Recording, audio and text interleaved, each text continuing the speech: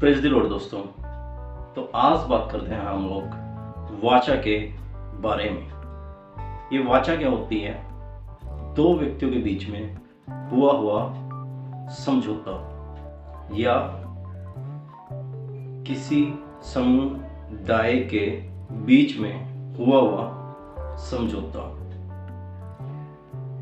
मेरे प्रिय दोस्तों, जब हम पुराने नियम में देखते हैं, परमेश्वर ने अपने लोगों के साथ एक वाचा बांधी।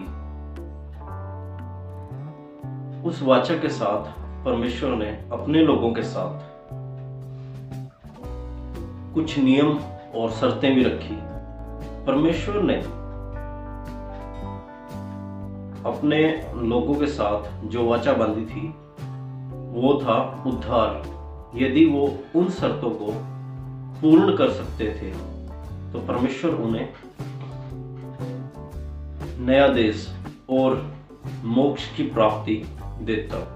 उत्पत्ति की पुस्तक 15 अध्याय 18 वचन, निर्गमन की पुस्तक 19 अध्याय 5 से 6 वचन, दूसरा शमूएल 23 अध्याय 5 वचन। जब हम पढ़ते हैं तो इसमें लिखा हुआ है कि परमेश्वर ने यहूदियों को आशीष देने का वादा दिया या अपनी एक वाचा यहूदियों के साथ बांध ली, परंतु यहूदी लोग परमेश्वर की दी गई शर्तों को नहीं पूरा कर सके। यहूदी लोग परमेश्वर के साथ की गई वाचा को पूर्ण नहीं कर सके, लेकिन परमेश्वर ने फिर से मनुष्य जाति के ऊपर अपना प्यार दिखाया और आशीष के रूप में एक बार फिर एक मौका दिया कि जो कोई उसके पुत्र यीशु मसीह के ऊपर विश्वास करेगा वह उद्धार पाए। इस नई वाचा के बारे में यिर्मयाह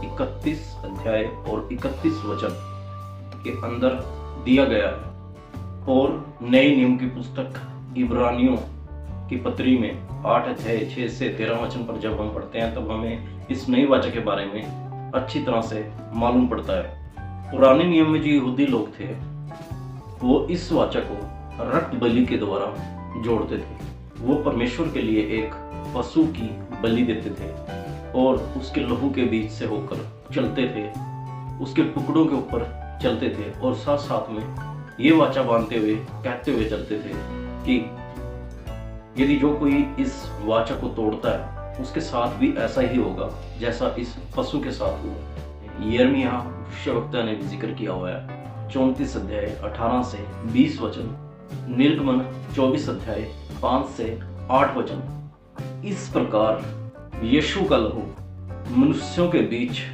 और परमेश्वर के बीच एक नई वाचा का लहू बन गया। मरकुस 14 अध्याय 24 वचन, पहला कुरिन्थियों 11 अध्याय 25 वचन। यदि हम प्रभु भोज के विषय में पढ़ेंगे तो हमें वही वाचा का लहू वहां पे दिखाया जाता है। नए नियम के अंदर परमेश्वर के लोगों को उद्धार का एक मार्ग दिखाया जाता है। परमेश्वर ने हम पर अपना असीमित प्यार ऐसा दिखाया कि उसने अपना एक लौता पुत्र दे दिया ताकि हम लोग उस पर विश्वास करें और नष्ट ना हो परंतु अनंत जीवन के भागीदार।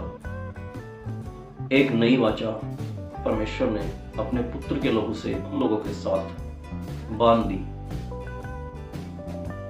इस वाचा में जो शर्तें हैं, जो नियम है, वो है हम परमेश्वर के पुत्र पर विश्वास करें और इस नई वाचा के भागीदार हो जाएं। यीशु के लहू के द्वारा यह वाचा परमेश्वर और हमारे बीच एकदम मजबूत कर दी गई है ताकि हम यीशु पर विश्वास करके अनंत जीवन अर्थात मोक्ष अर्थात उद्धार के भागीदार हो सके।